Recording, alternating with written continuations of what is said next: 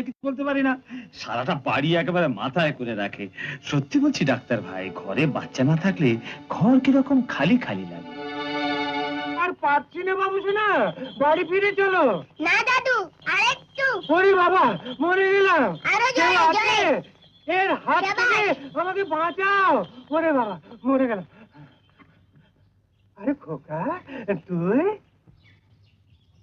কাকাই আমার ছেলে না? হ্যাঁ, আরে বাবা, এত বড় হয়ে গেছে। কিন্তু খোকা তুই এখানে? আমি একে নিয়ে যেতে এসেছি। নিয়ে যেতে? না না কাকা, আমি একে কিছুতেই ছেড়ে থাকতে পারবো না। না খোকা, একে এখানেই থাকতে দে। কর্তা বাবুকে আর কষ্ট দিসনি। তোকে ছেড়ে আছেন জেদের বসে, কিন্তু এ চলে গেলে কর্তা বাবু একেবারে ভেঙে পড়বেন রে। বাবা ভেঙে পড়বেন মানে? তুমি কি ওকে সব কথা বলে দিয়েছো? তুমি না প্রতিজ্ঞা করেছিলে কাকা? না না খোকা, কর্তা বাবু কিছুই জানেন না, কিন্তু রক্তের টান কি কেউ অস্বীকার করতে পারে? তুমি সত্যি বলছো? হ্যাঁ খোকা, কর্তা বাবু একে দত্তক নিয়েছেন, নাতি বলে গ্রহণ করেছেন।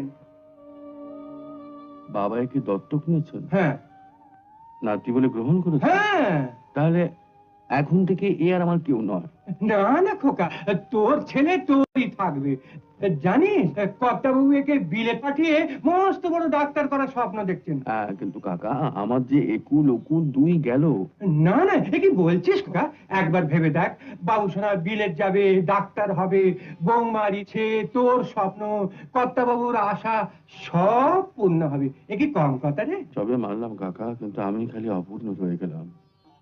আমি ছেলে হয়ে না পারলাম বাবার ঘর করতে, আর বাপ হয়ে না পারলাম ছেলেকে নিয়ে ঘর করতে।